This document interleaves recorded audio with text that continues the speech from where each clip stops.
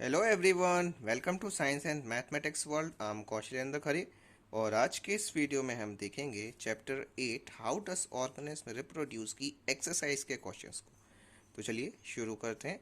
इस पहले क्वेश्चन में लिखा हुआ है asexual reproduction take place through. अब इसमें हमें बताना है जो हमारा ए सेक्चुअल रिप्रोडक्शन होता है तो उसमें वो किस में होता है, थ्रू बडिंग, बडिंग के द्वारा। तो इसके चार ऑप्शंस दिए हुए हैं यहाँ पे। एक है अमीबा और ईस्ट और प्लाज्मोडियम और लेसेमेनिया। तो इन सब में से जो बडिंग होता है वो केवल ईस्ट में होता है, इसीलिए हम यहाँ पे टिक कर देंगे। तो ईस्ट में हमारा बडिंग होता है। ये था हमारे इस क्वेश्चन का आंसर। अब चलते हैं हम अपने नेक्स्ट क्वेश्चन की तरफ। इस क्वेश्चन में लिखा हुआ है कि which of the following is not a part of the female reproduction system in human beings. अब इसमें हमें बताना है कि कौन सा जो है ना वो फीमेल रिप्रोडक्टिव सिस्टम का पार्ट नहीं है ह्यूमन बीइंग्स के। अब देखिए ओ इसमें ऑप्शंस दिए हैं चार। एक है ovary, ovary is a part of female reproductive system, तो ये नहीं है। यूटेरस, यूटेरस भी है। वास डिफरेंसिया और फॉलोपियन ट्यूब। तो वॉल्स वास डिफरेंसिया जो होता है वो मेल रिप्रोडक्टिव सिस्टम का एक पार्ट होता है। ये फीमेल रिप्रोडक्टिव सिस्टम का पार्ट नहीं होता है। बाकी ओवरी, यूटेरस और फॉलोपियन ट्यूब ये सारे फीमेल रिप्रोडक्टिव सिस्टम के पार्ट होते हैं। तो इसीलिए इसका सही आंसर रहेगा वास डिफरेंसिया। तो ये हो गया आंसर।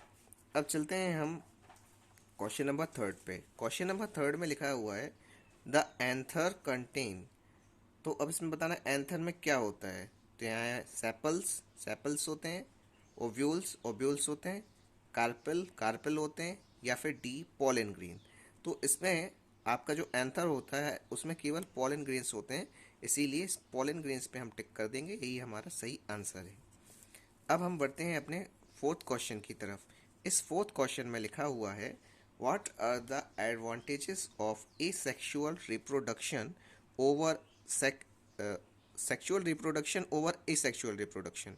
अब इसमें हमें बताना है कि क्या एडवांटेज है सेक्सुअल रिप्रोडक्शन के किसके ऊपर, ए सेक्सुअल रिप्रोडक्शन की बिना पर देखें हम तो किस तरह से ये डिफरेंट हैं एक दूसरे से, इनके क्या सेक्सुअल रिप्रोडक्शन के क्या एडवांटेज होते हैं और ए सेक्सुअल रिप्रोडक्शन के क्या एडवांटेजेस होंगे। तो ये सारी चीज़ें देखते हैं। अभी सबसे पहले हम लिखते हैं एडवांटेजेस ऑफ सेक्सुअल रिप्रोडक्शन। तो इसका आंसर क्या है, इसमें है in sexual reproduction more variation are produce. अब सेक्सुअल रिप्रोडक्शन में क्या होता है, अलग अलग प्रकार की वेरिएशंस जो होती हैं वो पैदा होती हैं। Thus it ensures survival of species in a population. इसीलिए ये क्या करता है, जो पॉपुलेशन का सर्वाइवल है वो आसान कर देता है। तो इसलिए जो ये सबसे इम्पोर्टेंट एडवांटेज है आपका किसका, सेक्सुअल रिप्रोडक्शन का, कि उसमें कई तरह के वेरिएशन पैदा हो सकते हैं। अब सेकंड क्वेश्चन है, सेकंड इसका है पॉइंट है।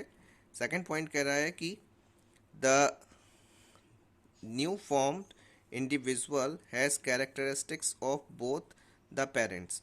अब हम इसको एक एग्जाम्पल से समझते हैं कि यदि जो मेल है वो दूसरी वैरायटी का है और फीमेल जो है वो दूसरी वैरायटी का है, तो जो हम जो आपकी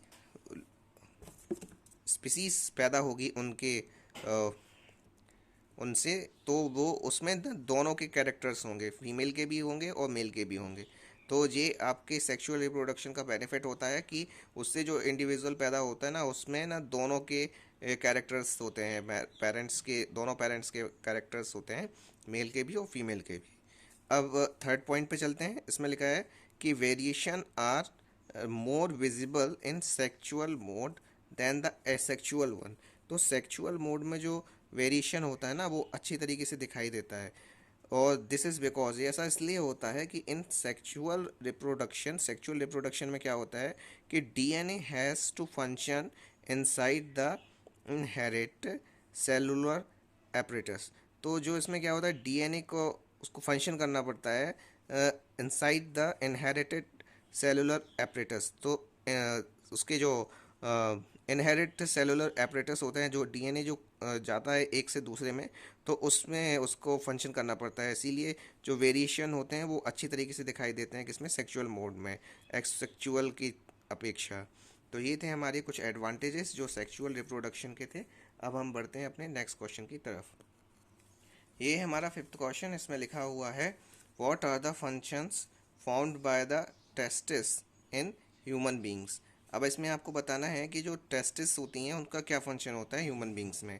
टेस्टिस जो होती हैं वो आपका मेल रिप्रोडक्टिव सिस्टम होते हैं, उसमें टेस्टिस होती हैं, और जो फीमेल होती हैं उनके पास ओवरीज रहती हैं। तो testis is a main organ of male reproductive system in human beings. तो अब इसमें देखते हैं कि क्या होता है फंक्शन ऑफ टेस्टिस। टेस्टिस का फंक्शन क्या होता है, to produce sperm, sperms produce करते हैं ये, which contain haploid set of chromosomes of father. और जिसमें क्या होता है, हैप्लॉइड सेट्स होते हैं किसके, क्रोमोसोम्स के, वो जो फादर होते हैं उनके। अब सेकंड पॉइंट क्या है इसका, कि प्रोड्यूस अ हार्मोन, इस एक हार्मोन्स प्रोड्यूस करता है टेस्टिस, जिसको बोलते हैं testosterone, which brings about secondary sexual characters in boys, जो कि बॉयज़ में सेकेंडरी सेक्चुअल कैरेक्टर्स लाते हैं। आपने देखा है कि भाई देखा है और रियलाइज़ भी किया है कि जैसे जो बॉयज़ होते हैं उनकी ना दाढ़ी मूंछ वगैरह आती है, मॉस्टिचेस एंड बियर्ड आ जाती हैं, ठीक है, hair goes under the armpit and the pubic section. तो आप देख सकते हैं वहाँ पे बाल वगैरह आ जाते हैं। तो ये सारी जो चीज़ें होती हैं वो आपके किस में, ये किस चीज़ के कारण होती हैं, ये होती है टेस्टोस्टेरोन हार्मोन के कारण, जो कि टेस्टिस जो रहती हैं वो प्रोड्यूस करता है। इसी के कारण जो लड़के होते हैं उनकी आवाज़ जो होती है वो भारी हो जाती है, और जो उनकी मूछें और दाढ़ी वगैरह आ जाती हैं। इस तरह से ये जो कैरेक्टर्स जो हमें शो होते हैं वो किस कारण होते हैं, वो टेस्टोस्टेरोन हार्मोन के कारण ही होते हैं। तो ये सारे फंक्शंस थे टेस्टिस के। अब चलते हैं अपने क्वेश्चन नंबर 6 पर। अब इसमें कह रहे हैं, क्वेश्चन नंबर 6 में दिया है कि वाई डज मेनिस्ट्रेशन अकर। अब मेनिस्ट्रेशंस अकर क्यों होते हैं, मेनिस्ट्रेशन क्यों होता है। तो अब इसमें हम देख लेते हैं मेनिस्ट्रेशन क्या है, सबसे पहले उसे समझ लेते हैं।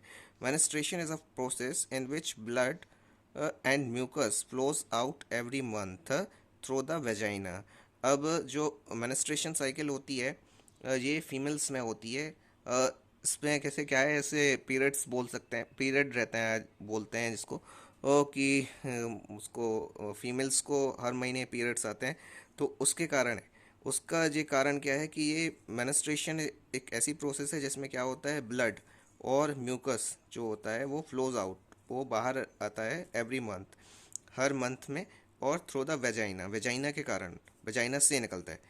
तो इसमें क्या होता है, the process occurs every month, ये प्रोसेस हर महीने होती है। बिकॉज ऐसा क्यों होता है, क्योंकि one egg is released from the ovary, एक एग जो होता है वो ओवरी से हर दिन, हर मंथ रिलीज होता है, and every month, and at the same time, और उसी समय क्या होता है, the uterus warm prepare itself to receive fertilised egg, और उसी समय जो यूटरस होता है, यूटरस मीन्स होता है गर्भ, वॉर्म जैसे बोलेंगे, वो अपने आप को प्रिपेयर करता है to receive fertilised egg, fertilised egg को रिसीव करने के लिए। तो इसलिए क्या होता है, thus the inner lining of the uterus get thickened, इसीलिए जो इनर लाइनिंग होती है यूटरस की वो थिकन्ड हो जाती है, मतलब मोटी हो जाती है, and it is supplied with the blood, और उसे क्या है, उसमें ब्लड की सप्लाई होने लगती है टू नरिश द एम्ब्रियो, और वो एम्ब्रियो को नरिश करने के लिए वो ब्लड की सप्लाई हो जाती है। और यदि if egg does not get fertilize, और यदि एग फर्टिलाइज्ड नहीं हुआ, तो उसमें क्या होता है, then the lining of uterus breaks down slowly, तो उस समय क्या होता है, जो लाइनिंग होती है यूटेरस की वो ब्रेक हो जाती है slowly, and gets released in the form of blood, और वो किस फॉर्म में, ब्लड के फॉर्म में और म्यूकस के फॉर्म में बाहर आ जाता है वेजाइना से।